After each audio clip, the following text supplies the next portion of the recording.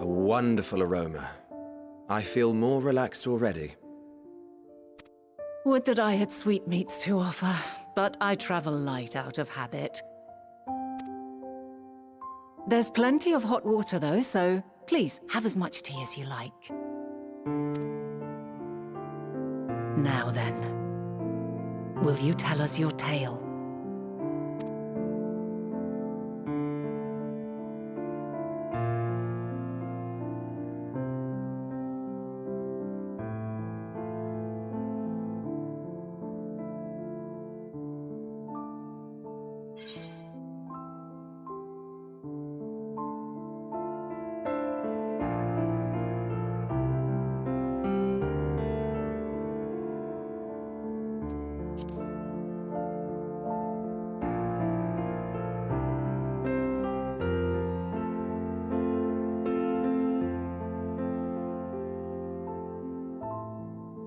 Why don't you start from the beginning?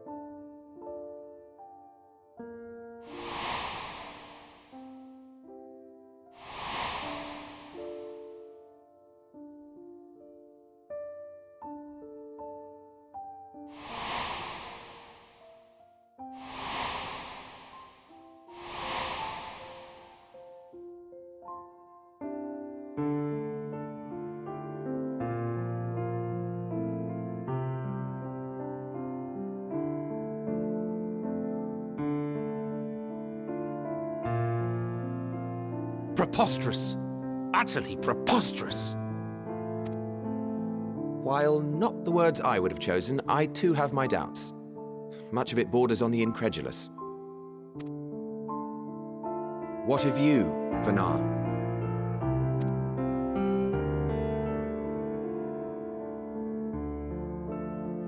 Not knowing the precise details of the first final days, it is difficult to determine the veracity of the tale. Supposing it is all true, I must ask myself why I would do what I did. Why would I feel I had no recourse but to oppose the 14 and create this Hydaelyn? Circumstances change, of course, but it would not have been an easy decision regardless. No, there must have been a reason. One compelling enough to force me to take such drastic measures. Then there is the Elpis flower, which I said would serve as a guide. That it's of import to your mission is plain, but your presence here leads me to believe that this place also holds significance. But what could it be? What are we meant to accomplish? Might it not be simply thus? In the future, whence she came, the final days could not be averted.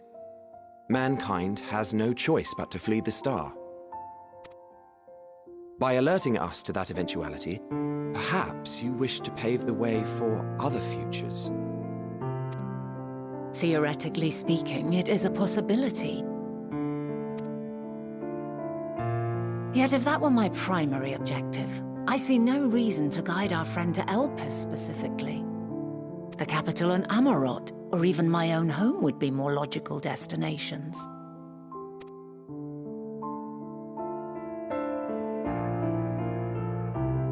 True. I note also that Hydaelyn did not specify a point in time to which she must return. By this, it may be inferred that it was not critical that we should meet. Alternately, she had reason to believe that our paths would converge, coincidental though it may seem.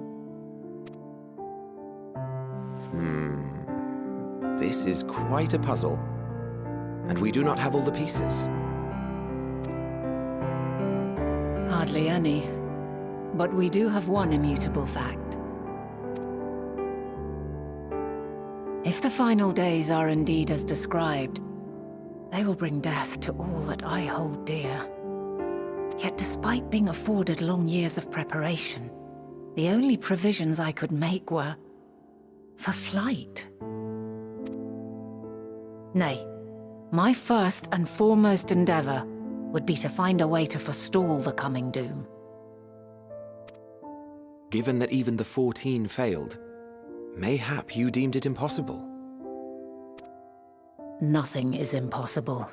This I have always believed. And if Hydaelyn is indeed me, she would believe the same. Listen to yourself. Are you seriously entertaining the notion that you are a messianic figure in some far-fetched tale?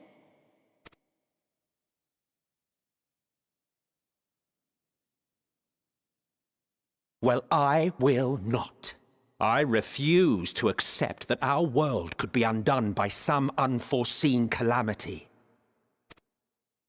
I also take offense to my portrayal as a megalomaniacal madman. To sacrifice oneself for the star is a noble act, and I would hold those who gave themselves to this zodiac in the highest esteem. Yet, you claim I recreated Amarot and populated it with phantoms of our people? A bizarre indulgence that would be insulting to their memory. Worse still, I even invited you there. Literally invited my own downfall. Why would I do something so idiotic and inexplicable?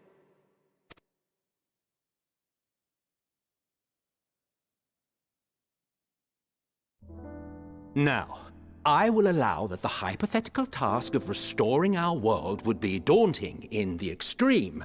The thought of having to bear such a burden for 1,000 lives horrifies me. But I would never forsake my duty. I would never forsake my brethren.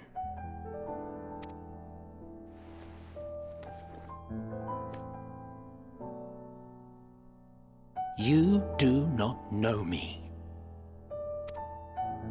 I've had my fill of your fiction. I will return to my duty, and you will not bother me again.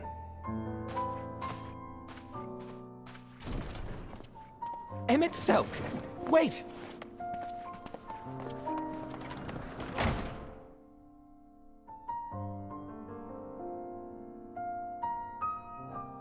You've seen much of Elpis already. If you have any observations to share, I should like to hear them.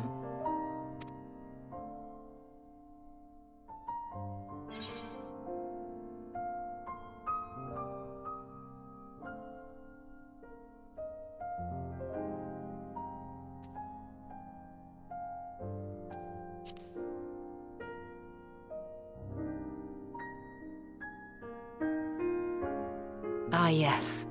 The energy distinct from ether. Though not my field, I have a basic understanding of dynamis. And you say Hermes researched the phenomenon in the course of creating Meteon? Yes. I believe this warrants further investigation.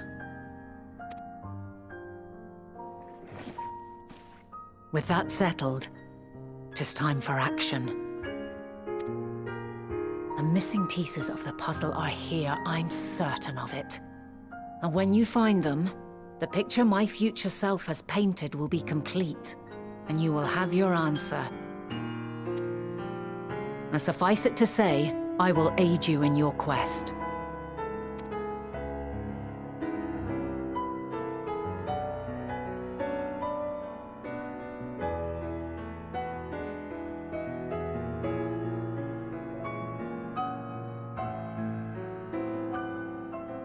Have faith.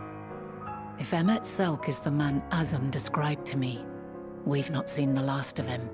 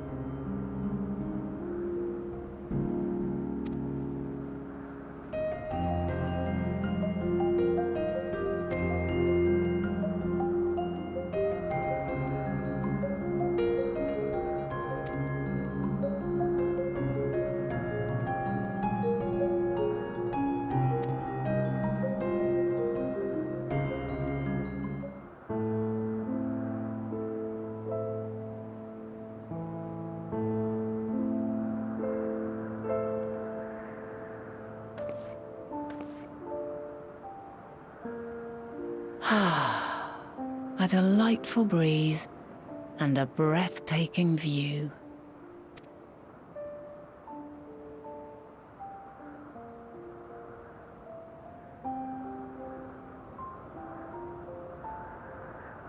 What is it like in the future? Is the world still a beautiful place?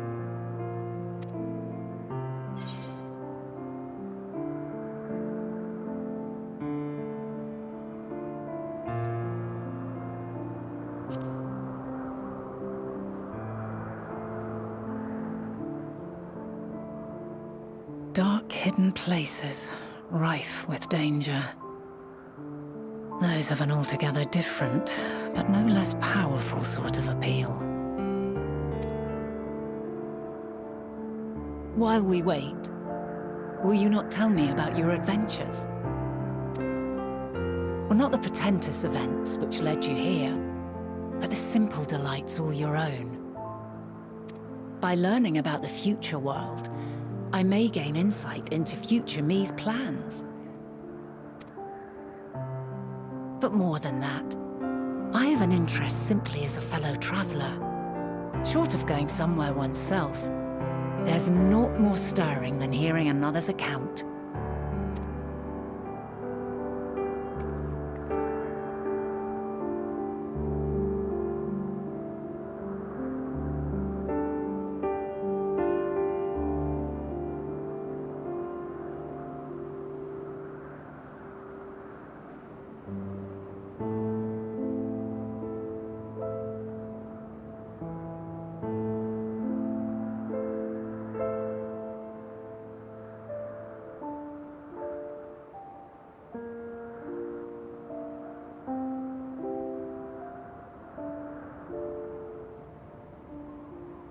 Incredible! Would that I could have been there to see it.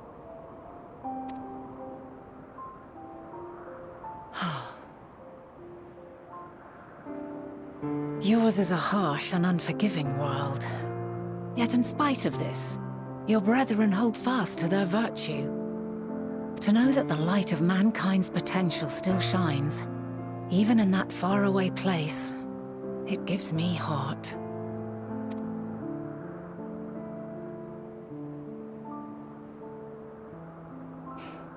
Thank you for regaling me with your tales. I will treasure every word.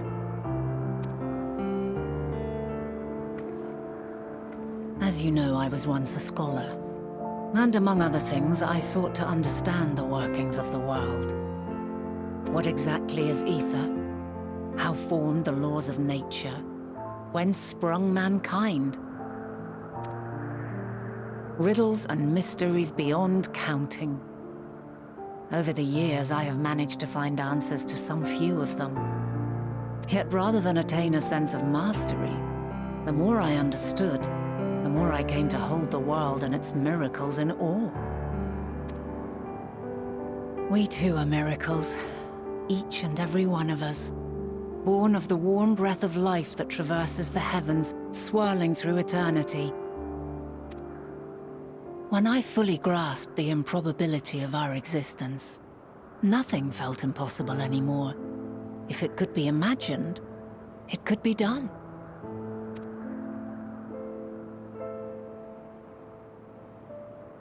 A passion swelled within me, an epiphany dispelling all preconceptions of what was natural and true, and a presence without, immense yet intimate. Fate, perhaps, holding us in its tender embrace. As reassuring as it was intimidating, how keenly aware I became of creation's fragility, built as it is upon precarious happenstance.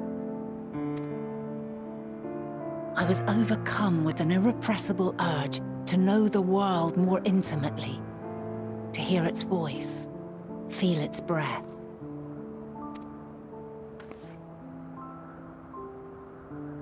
I ventured forth on a journey that very day, so very long ago now.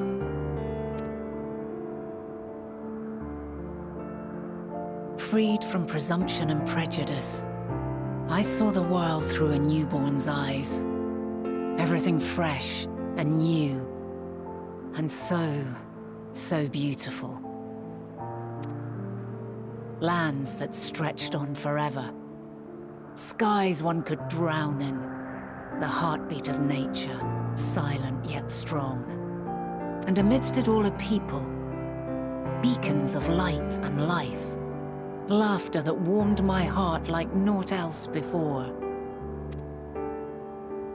They are my meaning, and my purpose, my love.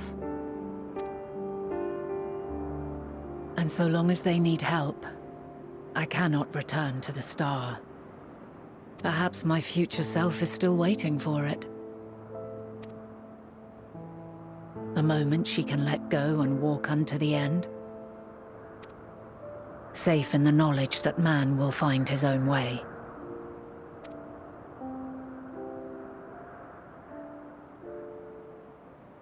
You, who are our future, tell me this. And tell me true. Has your journey been good? Has it been worthwhile?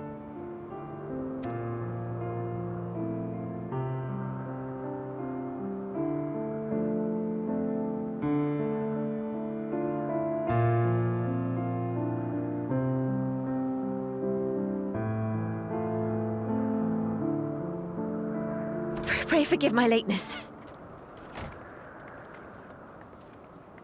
My observation subject was rather irritable, and it took a while to settle it down. No need to apologize. Your work takes precedence. Besides, we had a pleasant conversation in the meantime. You're too kind. Now then, I'm told you wished to ask me some questions. Indeed. I've an interest in one of Hermes' creations, Meteon. You witnessed a host of them take flight, yes? Oh, that! Yes, I did. 'Twas in the dark of the morn. I'd left the thalassai after nocturnal observation. As I walked along, I spied a bright light climbing high into the southeastern skies. Then, in an instant, it was gone, like a shooting star, only rising rather than falling. But then another shot up, then another, and another. Intrigued, I made my way to the edge to investigate.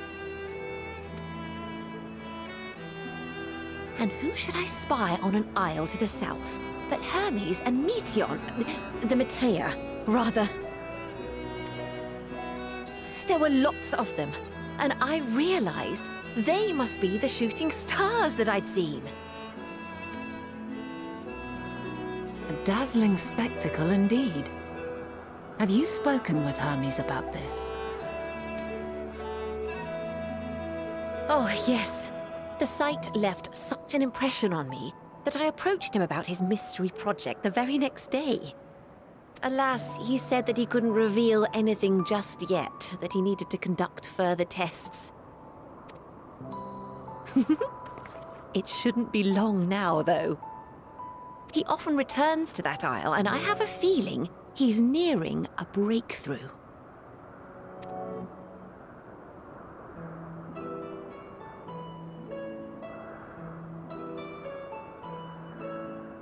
Splendid. We are likewise eager for the details. Well, that is all we wish to ask. Thank you for taking the time to indulge our curiosity. You're very welcome. It's always a pleasure to speak with other inquisitive souls. Oh, and will you be descending now? If so, I shall link the doors for you. Please.